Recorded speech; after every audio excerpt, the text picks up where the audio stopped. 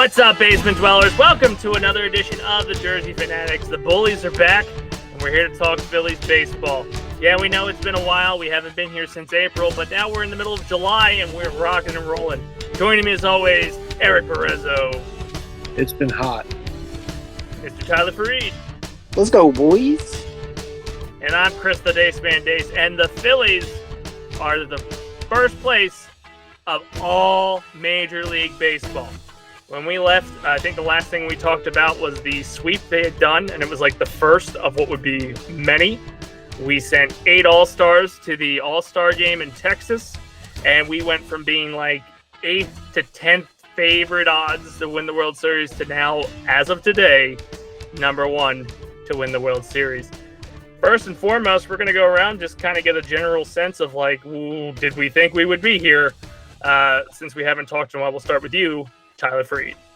Well, I mean, I do believe the last time we talked, you guys didn't even think we'd make it 500 out of April. And I was mighty over that number. So, I mean, I'm not surprised we're here, but I didn't expect to be here for sure. I didn't expect to have this kind of lead in all of the MLB, let alone our division and the NL. So, yeah, I'm mighty happy with where we are now. Eric, what are your thoughts? I know you were with me on like barely making 500, and you were scared that you were going to lose a bet to your brother. Yeah, I lost a bet to my brother.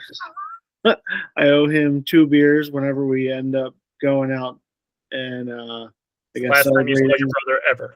Yeah, celebrating the first place Phillies, and definitely didn't see that coming at all. It has truly helped that Atlanta has basically non-stopped injured, but somehow the only person that isn't is Chris Sale, and he's on some freaking tear like no tomorrow. So kind of get to say it. Hopefully he gets another tear. But well, sticking to the first half, I kind of want to get your guys' perspective on the fact of, or at least for the first half, we'll consider the All-Star break the midway point, even though it's a little over the halfway point. Who was your standout player for this first half? Eric, we'll start with you when it comes to the Philadelphia Phillies. it had to be Ranger Suarez up until his family crashed his party.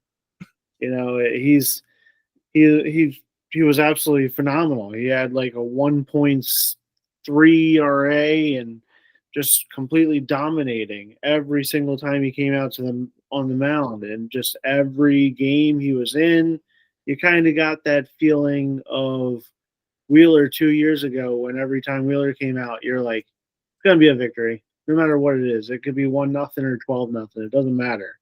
He's gonna shut it down, and that's how you felt. He's been rough the last maybe couple weeks now, or a couple starts, I guess you can say, but I think it's gonna turn around. He got a nice little break because of the All-Star break, so hopefully that helps him. But yeah, he was my surprise MVP of the first half. Tyler, who was your guy? I mean, it's easy to say, it's easy. Honestly, you could pick all but probably Nola on the starting pitching staff. Like, everyone was doing their thing. I mean, if I had to take one, it's Christopher Sanchez, just because like he was the one that you had the least expectation from. Like he was one of the guys that were like, oh, he should probably go to the bullpen, and we should put Turnbull in the 4 spot. He's been incredible this year. I think he's still top 5 in ERA. He got his big contract.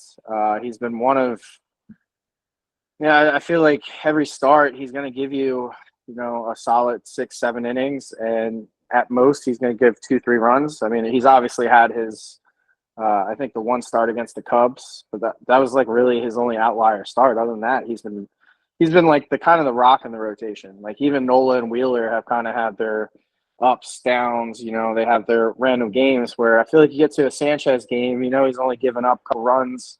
If your run support can be there, then that'd be fantastic. So yeah, I think Sanchez for me. See, I'm going to have to switch it up and go away from pitching. I'm going to go with Mr. Trey Turner. After a year that we had the downs, he had that second-year stroke of luck that these Phillies seem to get after their major contract signing. The man is going to make a run at the MVP. He got hurt, but he came back and kept it going. The only other guy that I would have gotten close to, maybe given the first half MVP, would have been Alec Boehm. Solid third baseman, but I think he went a little bit above and beyond than we kind of expected. He entered the home run derby, and we'll talk about that a little bit later. And except for like a weird dry patch he had after the London series, which rightfully most of the team went through after London. I just think he's been impressive at the hot corner. But Trey is definitely somebody who stands out to me because he's playing the way we expected him to play day one last year. And we got it out the gate, and he seems to be consistent and sticking with it. Now, I alluded a little bit to two events that I want to talk about. First and foremost, the London series. So it's kind of like a staple point in the first half where like the Phillies were on fire. They had like 4 or 5 sweeps in the book by that point. Number 1 in the MLB and just kicking ass. The London series seems to be kind of like a turning point to the point where now they're only about 1 game over 500. If you look at the time span from that, Tyler, what are your thoughts? Did London throw off the vibes? What's up with it? I don't really think it was London because I mean we came back and we have a strong first series coming back. Oh no, it was Boston and Baltimore. We struggled in them, And then we lost players too. JT went down with the surgery, and the next thing you know, Harper and Schwarbs were out. Well, that's what I was going to allude to. I don't really think it was London. I think it's the fact that we lost JT coming home from there, and then we did lose Schwarber and Harper for that 10 days in that time period. You lose 3 of your top 5 guys. That's not going to help you at all. Thankfully, we got Turner back in that time frame, and he's been doing what he's been doing. But no, I don't really blame London. I think the only thing I blame in London is my Alvarado comment because I'm still feeling guilty about that one. Yeah, we'll talk about that when we get to the Pittsburgh series. Eric, what were your thoughts on the London series and basically the stretch afterwards? London was 100% the problem. You get nothing good from London. All of it is bullshit. Except our freedom. Yeah. I mean, I feel like the Beatles are kind of cool. So, I mean, you get something cool from London. Nah. Got a double-decker bus. That's cool. They did give one of those away at one of the games. So, I mean, there's that. But no. Ever since that series is kind of it got rough. At least we won one. But it just I don't know. It just I guess because you're over there for 4 or 5 days, whatever it was, everyone just kind of cooled off a bit, and then they came back, and like you said, they got injured after that. But everything just seemed to kind of fall off a little bit. Just having it was kind of like an all-star break in the middle of the month, and just wasn't right. Everything was firing on all cylinders, and then you had that, and hasn't been right since. I just don't know how you attribute that to just going to London. Like how is our struggles since then? Okay, the first I could attribute the Boston and Baltimore series to that, but anything past those 2 series, I mean, I don't really think it's been because we went to London. Have you ever been forced to listen to Ed Sheeran all day long and every day, and just drinking beer and eating fish and chips all day? Have you? We sent Taylor over there for that series, so we really invaded him with Pennsylvania. So listen, that was the problem. Taylor? They shouldn't have went. They should have just said no. We're good. We don't have our passports anymore. We're done. We're not going. They should have stayed back. We'll stick on you, Eric. The one key point, and Tyler kind of said it. Once we got back from London, we came back and immediately played contenders from the American League. And obviously those 2 series were not the greatest. But the weird thing is we started playing contenders for the World Series and essentially the Vegas odds favorites that were ahead of us. And we didn't do so hot. What were your thoughts on us matching up against the American League on that back half? We're going to ignore the front half because they were the shit teams of American League. wasn't really concerned with like pitching matchups and stuff like that. I kind of feel like Baltimore, they're a really good team, don't get me wrong, but I'm not scared of them. They don't intimidate me. Boston, obviously, they're the Red Sox, and they basically are like us. They're going to catch fire and then they're going to fall off and catch fire and then fall off. They don't really have many big hitters in their lineup. They basically went from Big Poppy to just playing small ball from this whole season. That's what it's been. It hasn't really been the home run hitters for them. And they have Nick Pivetta as one of their best pitchers. Like, come on, dude. I'm not nervous about them. And the Dodgers, we took care of them. The only person that really is intimidating on there, in my eyes, is Mookie Betts. I don't care about Shohei. You can pitch around him if you have to. You can get him out. Who's McCall struck him out like 3 times. So, And I will say, in the Phillies' defense, they do seem to have Ohtani's number. Like every time I've seen him at our stadium, he doesn't do shit. yeah, so I'm not. There really isn't a team that really scares me. The Atlanta Braves. I feel like they have like the fire to come after us and may knock us off our high horse. So that could be it. But actually, the team that like I'm more nervous about is the Kansas City Royals. I did not expect that. Kansas City, you're just throwing some shit out there now, bro. No, man, it's either them or the Cleveland Guardians, like from the AL, that really scare me. Kansas City is probably not making it out of wild card. Like they're not making it out of wild card weekend. Bobby Witt Jr. is too good, man. Bobby Witt Jr. can't carry an entire team. Like it's not. You've seen that can't happen in baseball. It's gonna happen. Look at the Angels. Exactly, that's prime. You had 2 players that should have been able to carry a team, and they couldn't even make it to the playoffs. I don't know. They're the 2 teams I'm worried about because, like I said, with Boston, how they have that small ball mentality. That's what Kansas City really brings, but they kind of perfect it to a certain degree. But Cleveland, they have great pitching, and they also have big freaking hitters in their lineup. So they would be the ones that I would be afraid to match up with in the World Series if we make it, obviously. I mean, if we're going matchups, like just specifically matching up against other teams, the only team that I say Atlanta Braves, it's just because they have something to prove against us in the playoffs. That's the only reason. I think talent-wise, especially with them not having Acuna, we're better than them. Like we've proven the past 2 years, we should beat them.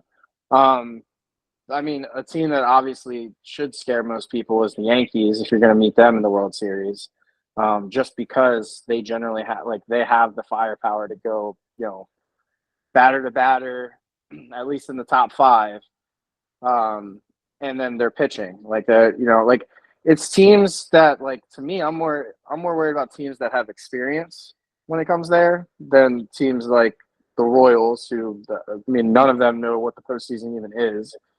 The Guardians, they got a taste of it last year, but they year in and year out prove that they do nothing in the postseason.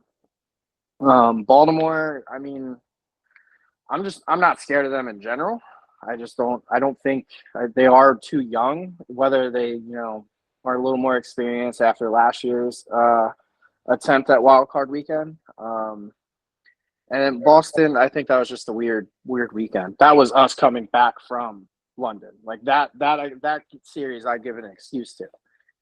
But I don't know. I don't like Braves are the only one that really I think will catch us off guard. Oh, I'm terrified of the bye week. Yeah, that probably won't help. So the next topic I want to talk about is because we are a team. If you we're sitting here and we're talking about how good some of these other teams are. No other team sent 8 All-Stars to Texas this year. And we started with 7, and we dominated the popular vote going into the first round with people like Marsh, Castellanos, and Schwarber making the first round cut. over some other people that were probably much more deserving. But we did send Harper. We sent the infield.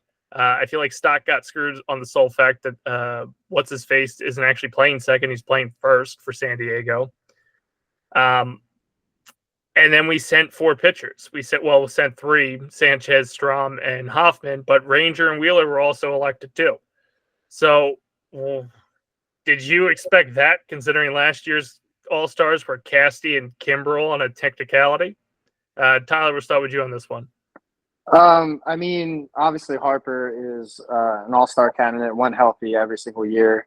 I mean, Bohm has been showing flashes of it. I didn't expect him to get that high of a fan vote. Like, he basically got the second most votes, which was awesome to see from Destroying Philadelphia. Machado. Yeah. I mean, Strom and Hoffman, they definitely deserved it. I didn't see that, but they deserved it off of the performances that they've been, which we can get into how we're running our bullpen a little bit later. Yeah, I mean, they're all guys that, like, you could definitely see being all-stars off of their performances. I mean, Suarez was the best pitcher. Like, I honestly think if he went into that healthy, they probably would have started him. Yeah, I agree. Like, if he went to the All-Star game, I think he was starting over Skeens because, I mean, Paul Skeens had a phenomenal start to his career, but I think Suarez was having just an overall better start to the season. Eric, your thought on the 8 All-Stars that went down to Texas? Well, the 7 or 6 that went. I really didn't think all of them were going to get selected, obviously, but what I did like the most was that all of them supported Alec Boehm in the home run derby.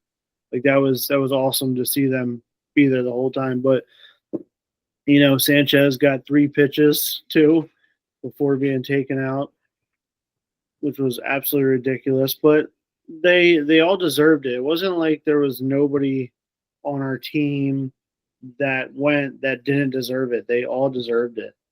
So I was happy that they all got picked and they all went. But like you said, I think Stott should have made it for sure because he was on a tear for basically the whole first half or a good portion of it.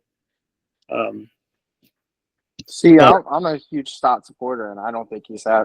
I mean, defensively, he's always having an all-star season, but offensively, I mean, his average is way down. Production's really not there. Obviously, he's better than Luis Arraez, but that's, I mean, he's got the average. But so, like, that's why he's going to be selected or shown above him. And then Ketel Marte can fuck off entirely because I hate him so much after last year's playoffs.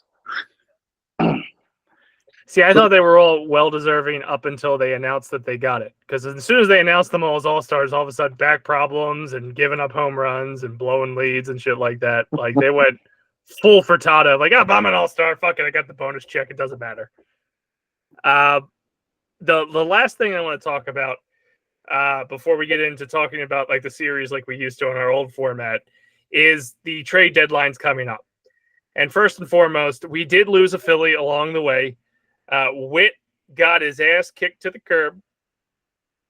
So did Dahl. Signed with the Braves today. Got hurt. So karma. Don't go to Georgia. What I want to talk about kind of is there's this lingering doubt in our outfield.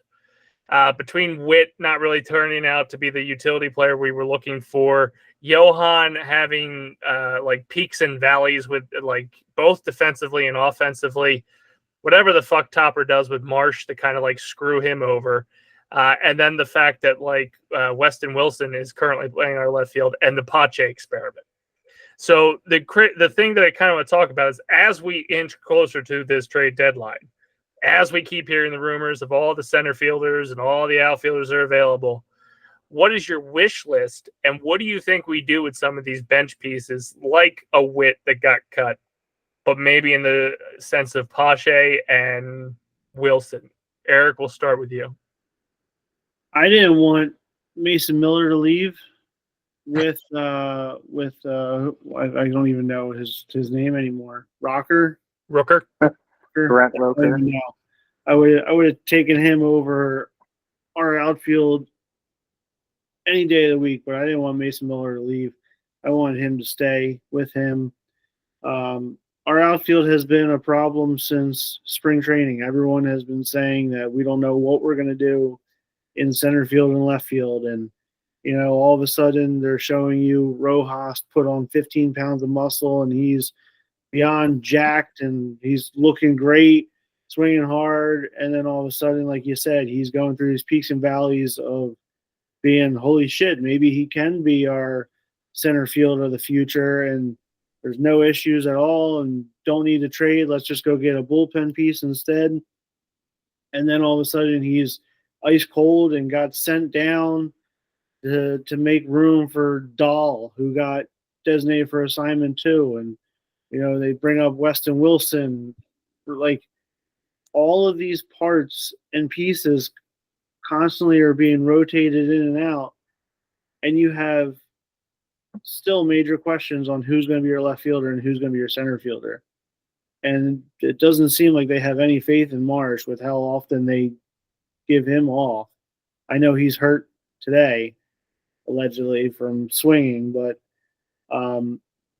it just, every single time that they have a left-handed hitter, they're giving Marsh and Stott off. Like, they're not, I don't want to say like these grown-ups need to get their confidence built, but you don't have confidence in them hitting against a left-handed hitter. Like, let them be in there and see what happens. It can't be worse than what you're trotting out there on a daily basis with freaking Pache and Whit Merrifield when he was here and David Dahl. And, the only one that had consistency to a point was Rojas. But even then, you had to drop him to minors just to be able to get some more at bats, just to get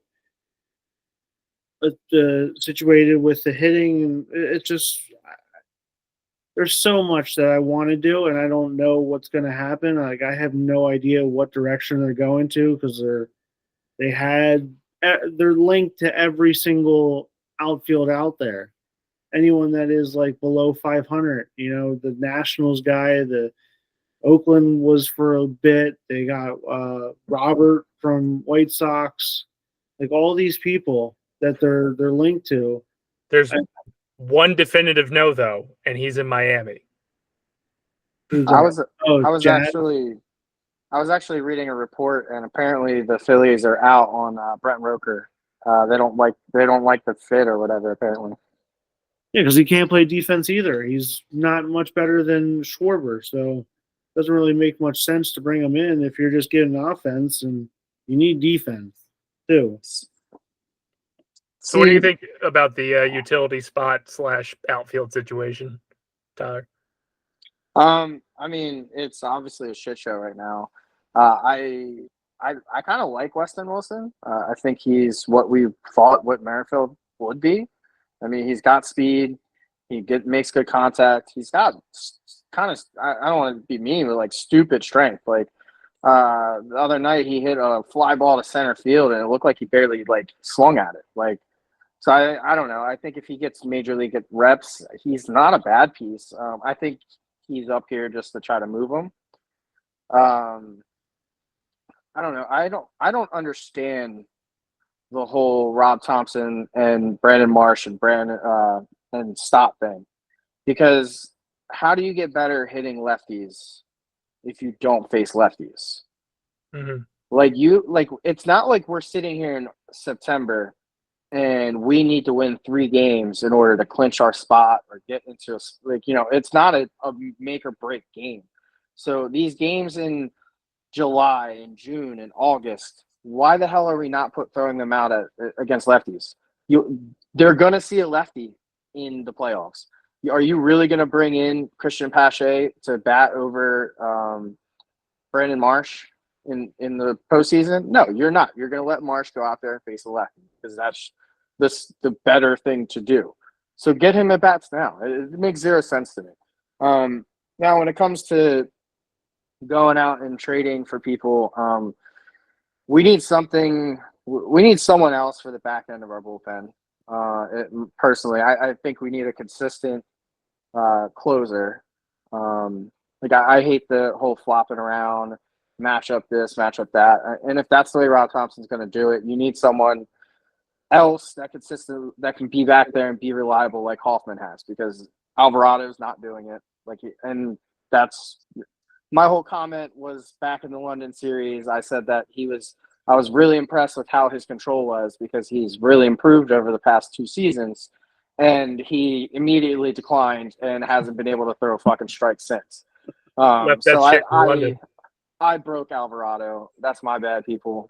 But no, like I don't know. And I mean, I'm glad to see Alvarado struggling now, because that generally means he's going to hopefully figure it out.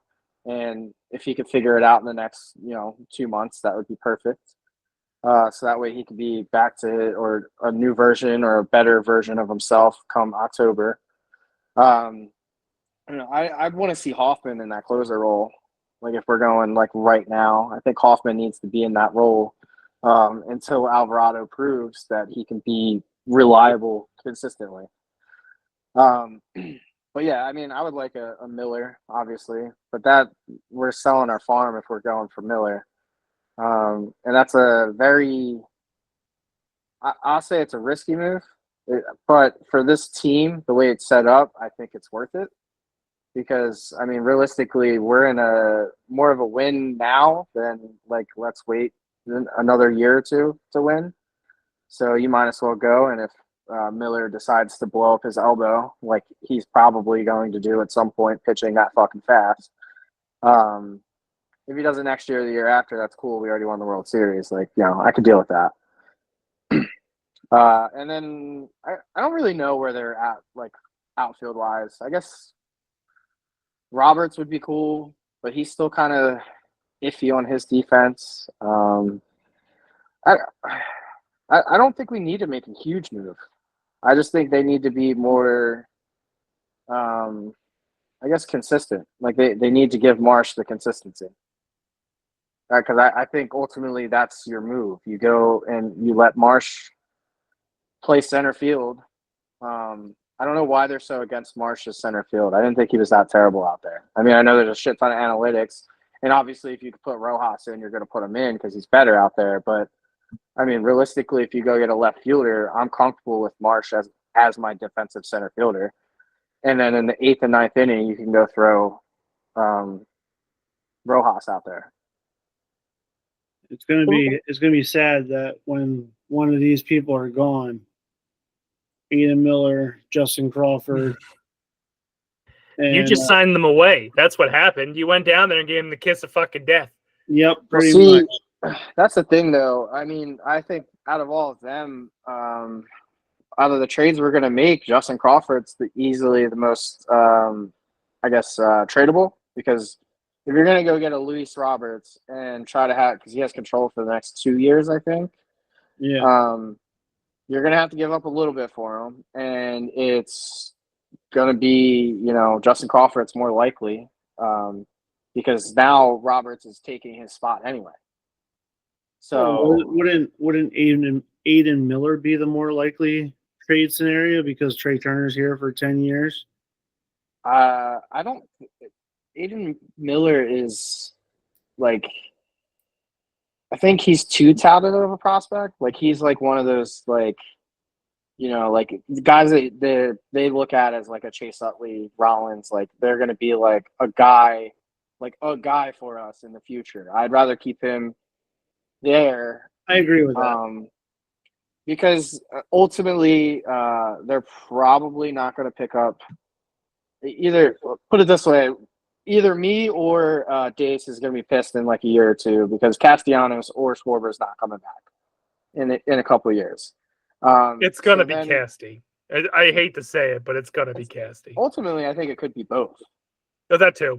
If one doesn't stay, then yeah, both of them probably. Because you're running into a situation where we have a backlog of catchers. Harper's going to be that many years older. So now the DH spot is going to be more interesting. And do you flip do you have Aiden Miller play third base, and then you flip Bohm over to first, and you move Harper into the DH spot, or even Harper into? I mean, I'd feel more comfortable with him out in right field in that situation than putting him, leaving him at first. Mm-hmm. So, I mean, I think Aiden Miller, you have more of a play with him. I mean, no offense to Justin Crawford, dude's quick as shit and he's really good, but I mean, those kind of guys kind of are like you can find them anywhere. Where I feel like Yeah. Aiden Miller is more of a select kind of star. Yeah, I agree. Well, we're going to move into the normal part of our segment that we were doing on a weekly basis, and that's talk about the last series since our last touch. And since we're doing an All-Star break as like the clean slate method, we're going to go into the first series after the All-Star break, and we're going to talk about the Phillies versus the Pittsburgh Pirates in Pittsburgh. So, initial thoughts on the series. Eric, we'll start with you. The Phillies ended up dropping it first two games to Pittsburgh and managed to get out a win on Sunday. But is that what you expected? No. Especially with Paul Skeens not pitching against us. Like I didn't think, because obviously sweeping any team is near impossible every single series, but I definitely thought they were going to win the series. But it did not go very well at all. What everything that could go wrong did, and you ended up getting the victory on Sunday. But it was the series that JT was coming back, and you kind of felt better about having him back because Stubbs has been atrocious back there defensively and offensively. Marshawn was good, but you needed JT back. He's the only one that knows how to call all the games, and it was definitely a big miss. And you got him back to come back for the series, and you really thought they were going to not really take the next step because obviously they're in first place and best record in majors, but you really thought that they were going to turn a different leaf and everyone was going to be healthy and it was just going to click all over again. In the first two games, they were just spinning their wheels, and like I said, everything that went wrong, everything that could go wrong did go wrong, and it wasn't fun. Ty, what were your thoughts on the Pittsburgh series this past weekend? I mean, we're literally one good relief outing out of Alvarado from going, 2-1 out of the series. So, I mean, I'm not like, oh my God, like the sky is falling. We just lost 2 to the Pittsburgh Pirates. It was just a shit coming out of All-Star weekend. I really think the bats were slow the first 2 games. I mean, you really only had JT on Friday because he was off Saturday and Sunday. So, I mean, Stubbs, I have no clue why the hell he stayed in that game after getting hit in the hand. That obviously had to have been bothering him at least a little bit. But I thought he was done. Yeah, I thought he was going to IL after that. But it was a series. I don't think it was nothing like I'm not overly concerned, and I'm not overly like, it was just a regular series. I mean, it was shitty that we dropped it to the Pirates without having to face Paul Skeens. But like I said, Alvarado, if he just doesn't shit the bed that night, then we win 2 of 1 or 2 of 3, and we're talking our whole attitude of the series is a whole lot different. It's fair.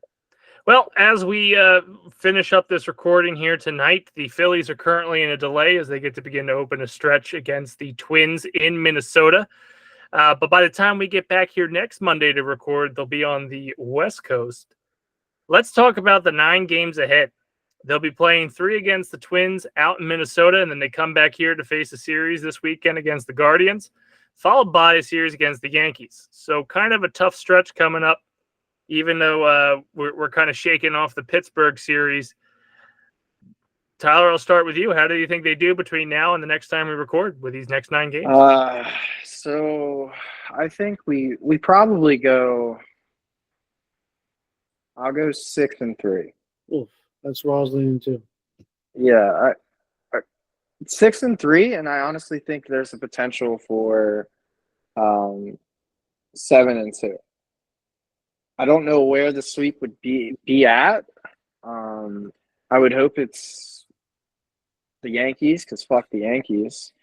Naturally. Yeah. But they're hard to. That's a hard team to sweep. I think it might be the Guardians, because I don't trust the Guardians at all. They're just a scrappy team. Like, that's really all they are to me. It could be the Twins too, because I don't even know what they've been doing. Are they even good? I don't know what their record is. I think I don't have their record in front of us, but they have a decent season going for them. They're 54-44 and second in the AL Central. To the Guardians, right? Yeah. But they're down Korea, aren't they? Korea. Are they? I didn't know that. I'm pretty sure he's on my team, so I gave him the kiss of death. I'm killing all shortstops, man. I got Bo Bichette and him. Fuck it. Hey, Braves are losing 4-0 right now. Fantastic. So we're gonna lose tonight. No, I don't know. I think it's I'm up in it. 7-2. I think they sweep the Yankees. Fuck them. I'm going 6-3. I don't want to say less faith than what Tyler does, but less faith.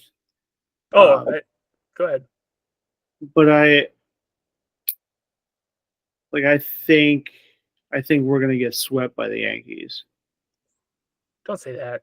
Yeah. So you think we're gonna go 2 straight series sweeps and then go into the Yankee series and get swept by them? Yep. Okay. Did you think about that before you said it? He didn't. I think I was gonna say. I think the math isn't working. Back it up. Nope. There's no way. I was trying to pull up the schedule, but it wasn't loading. I hope they don't get swept by the Yankees, because I don't know if you're going, but they got that day game on next Wednesday, and I took off for the day to go watch the kids run around the bases. Yeah, no, I'm not going.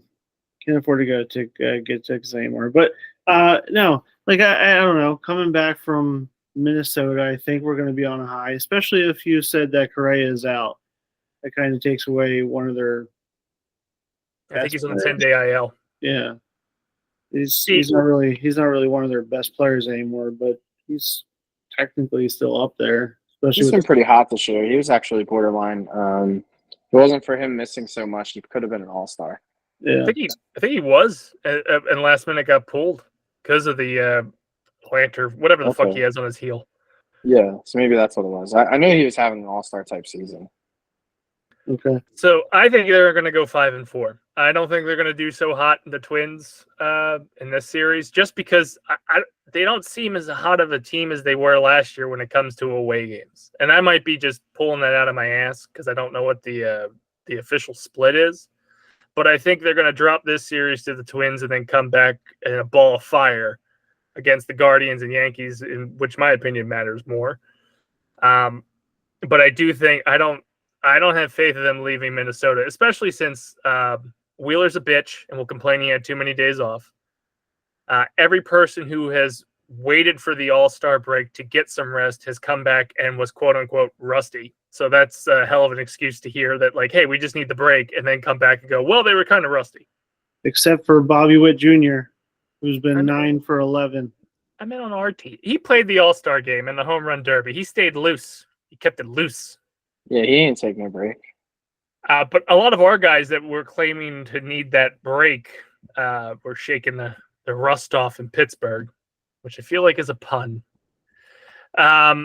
Anyway, that's going to do it for us. Tyler's 7-2, Eric 6-3, I'm 5-4. Hopefully I'm wrong. I'll settle for either one of yours. I'm still trying to figure out how I'm coming up with 6-3. I can't. I don't see it because sweeping two of the best the Yankee sweep. Yeah, like I just don't. Oh no, we're getting swept by the Yankees. I'm sorry, I forgot. That's how you had it. I see 6-3, and that's where I'm going with it. But you think Juan's going to do that to his boy Bryce? He's been talking so highly of him this year, playing from New York. I'm going to come down there and beat up on his buddy. Dude, everyone's been talking highly about Bryce. Shohei said that Bryce was the only one that impressed him at All-Star Weekend. That's because he couldn't say himself. Fuck that guy. He could. That is true. Yeah, if I say myself, they're going to know that I bet on myself. It's bad juju. All right, let's go around the horn, see what everybody's got going on, and then we'll call it quits. Eric, we'll start with you. I got nothing, man. Finally, baseball is done for Bryson, and I am done. Nice. Tyler, what you got going on? I have to go to the store to grab some milk and cigarettes. That's really about it. Other than that, just hanging out. All right, well, keep your eyes peeled to the Basement Protocol Productions socials, both Facebook, Twitter. I think we have an Instagram. We got some projects in the pipeline, and the pipeline has been getting clogged like a motherfucker with a lot of ideas, but not enough action. Also, if you had the pleasure of watching us on YouTube, I am wearing a shirt from the phillyjawn.store that you can get today by Mr. Jared Edelman that made this design. It's the I Bleed, or what, I don't know what the fuck you call it, Red October t-shirt, which is pretty cool. Game of Thrones inspired, and I bullied him into making a black shirt. So go get that at phillyjawn.store. That's going to do it for us. I've been Chris the Dace Man Dace. He's been Eric Barezzo. Bye-bye. He's been Tyler Freed. Deuces. We are the Jersey Phanatics, and we will see you next week. Ring the bell. Ding, ding, ding.